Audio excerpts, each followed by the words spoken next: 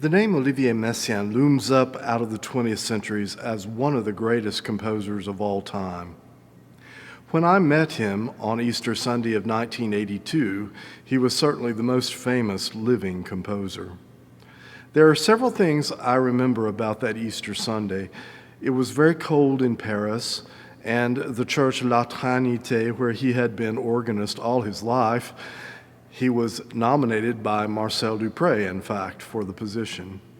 Well, the church was freezing that day, along with the gloomy outdoor mist. And once inside, his improvisations were fiery. It made you feel warm. Your soul was just set on fire by it. Just amazing. And the second thing I recall very clearly, well, he improvised Birdcall during the offertory using the Alleluia for Easter from the Liber Usualis as a theme, and then various refrains with lots of Birdcall in it. He was an ornithologist, and he notated bird calls during his summer vacations at his home south of Grenoble. Well, the other thing I recall is that he was so down to earth. The French have an expression, une grosse tête, meaning a big head. Well, that wasn't Messiæn. He was very gregarious. He came downstairs after the Mass and greeted and talked to anybody that wanted to talk to him.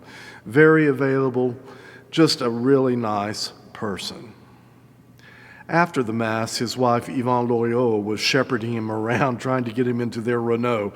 I have some old pictures of that, which I'll intersperse.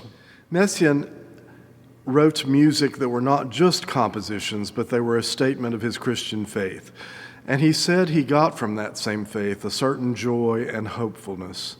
And even for people who don't believe, he offered his music as a way to arrive at that same kind of euphoria.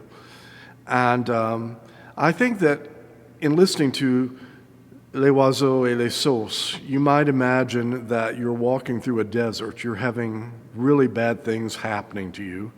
And all of a sudden, you come upon an oasis where there's water flowing and birds singing, and your spirit is certainly lifted by all of this. I think that was what he was trying to communicate with this piece. And he often said that he was providing colors for the blind, people that couldn't see, because he saw colors. He had chromesthesis, which is the ability to associate colors with certain modes or scales or whatever, music with color. And so he saw a lot of oranges, and he saw purples and greens. So you can think of that as you're listening to Les oiseaux et les sauces. He inscribed it with two verses from the Canticle of Three Young Men. Springs of water, bless the Lord. Birds of the air, bless the Lord.